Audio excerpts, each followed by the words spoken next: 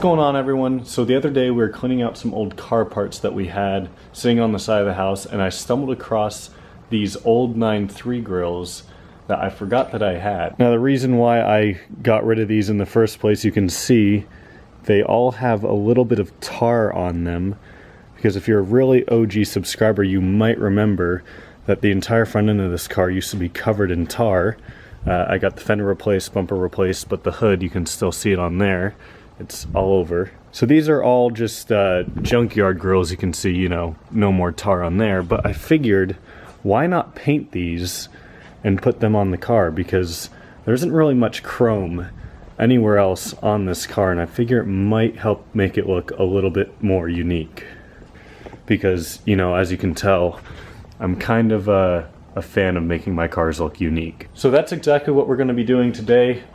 First step, of course, is going to be taking these apart and removing the chrome that's on these. That's going to be really the only challenging part. So figure we'll start out with that. So we're going to start by removing the chrome from the other piece of the grill, and it's just held in by a bunch of little clips here on both sides.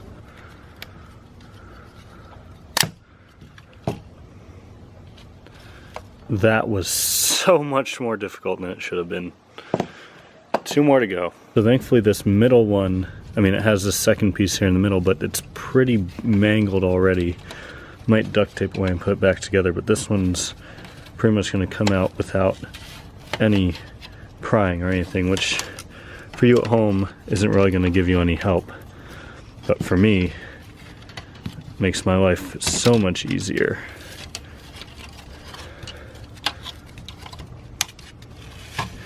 Yeah, I'm going to have to reattach this a different way because just about every clip is broken there, which is why I replaced it in the first place. Centerpiece has a few clips along the edge here that look like they'll be a little bit difficult. I've just been using a small flathead. There's probably a better way to do it, but that's just really the only thing I've found that's worked so far.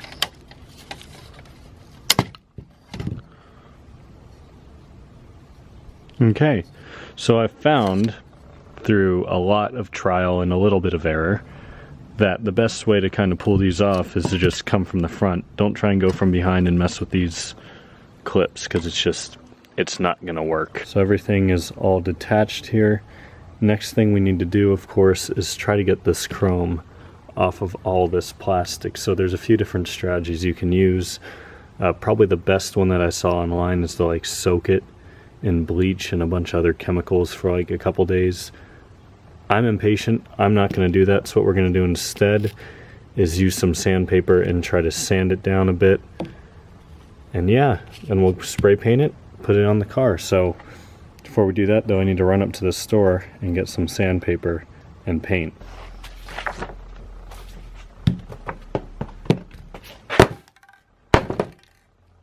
So a little bit of time has passed. The table is now in the shades. Hopefully the lighting will be a little bit better.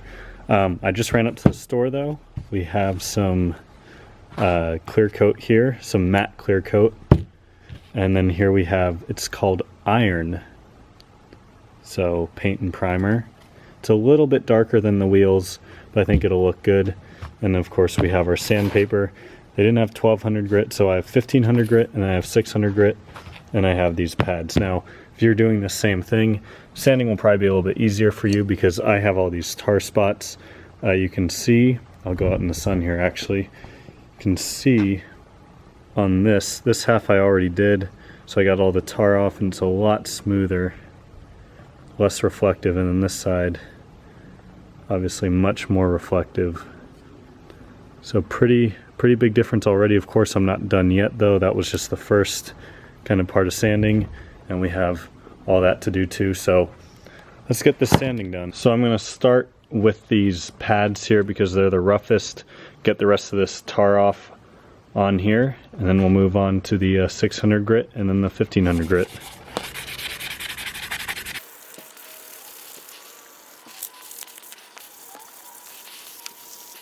.600 grit.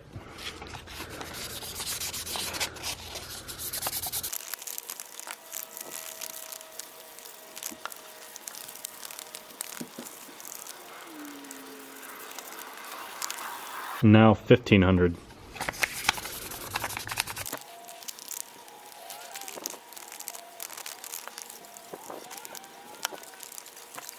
So here's kind of a before and after in the sun. It might be a little bit hard to see, but this is not nearly as reflective as it once was. You know, it's not perfect by any means, but it's definitely a lot smoother and a lot better than this. So now I have the 3 other pieces to do it to, and I'll catch up with you guys when I'm all done with those. They're all sanded down a pretty good amount, so I think they're good enough to be painted. I went ahead and sprayed down with some water the 3 black pieces as well as these 4 pieces. So we'll use this towel and some simple green. We're going to clean up all these pieces here, and then these will be ready for some paint.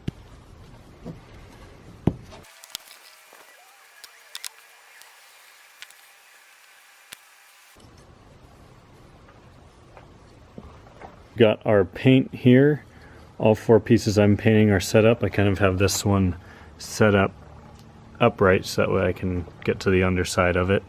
The other 3 grill pieces should be fine. So hopefully, I read through the comments, of course, on the air intake video where I painted the heat shield, and I got some good constructive criticism for what I did wrong, so I appreciate the feedback. I'm going to try to apply those principles here, maybe get a little bit of a better result. We'll see. So yeah, let's get to it.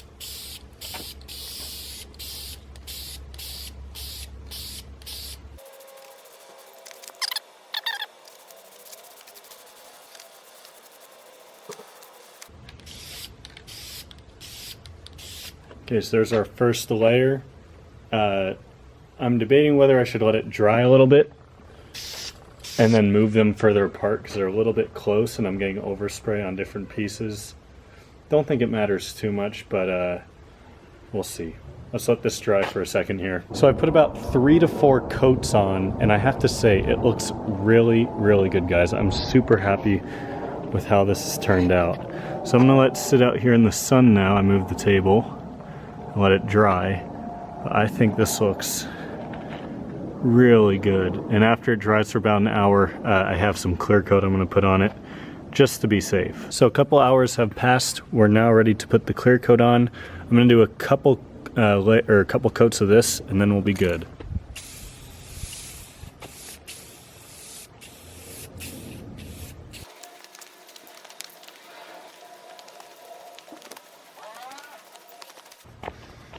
Let it dry for a minute, then I'll do the second coat.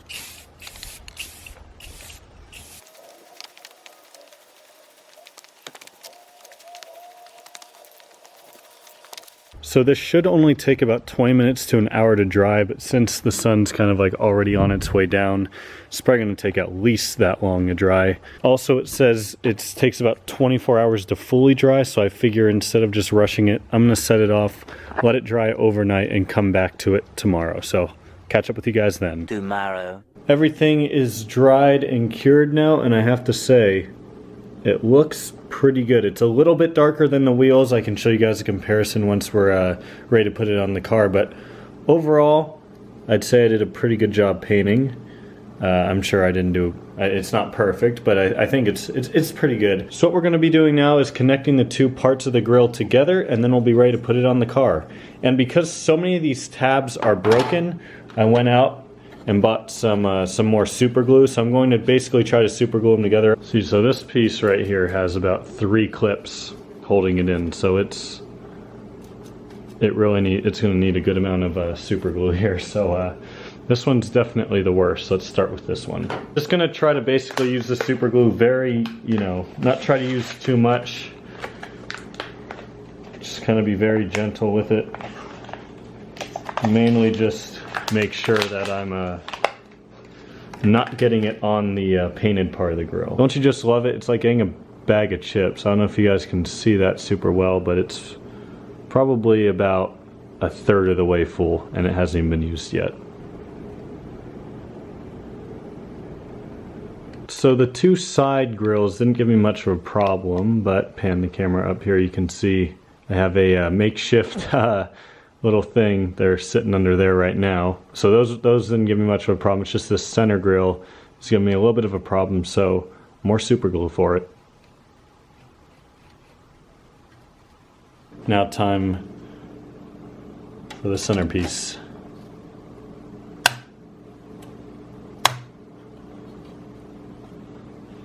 That one didn't have any broken tabs, so no super glue needed there.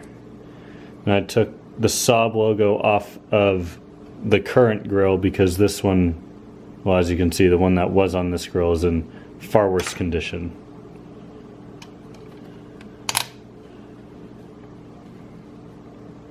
There we go.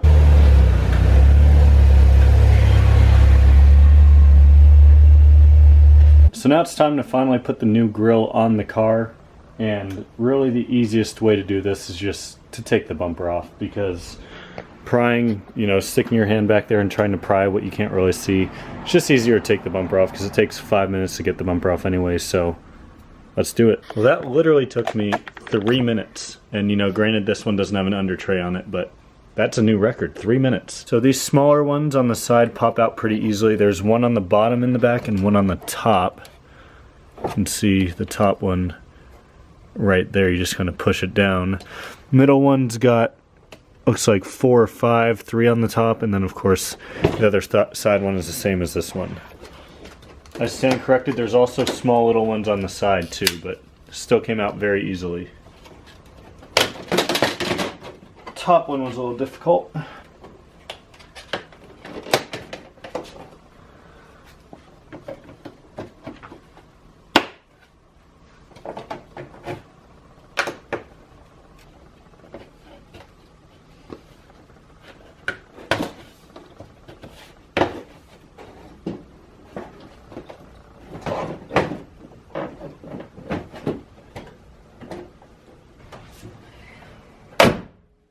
Alright guys, so there we have it. I got a kind of zoomed out view so that way we can see. I think it matches the wheels pretty well. The paint is, I can't believe I forgot to put a picture of what they look like next to each other. But the paint on the grill is a little bit darker than the wheel, but I think overall it matches pretty good. So with that being said, I think that's going to wrap up this video, guys. A couple little problems I want to mention is that this grill is just so broken. I tried to super glue this part and it just won't stay, so it like keeps popping out a little bit and it won't stay the whole way in. Very annoying. But besides that, I think this looks really good, guys. I think it turned out pretty nice. So let me know your thoughts down below in the comments. And with that being said, that's it for today, guys. Thank you all so much for watching, and I'll see you next time.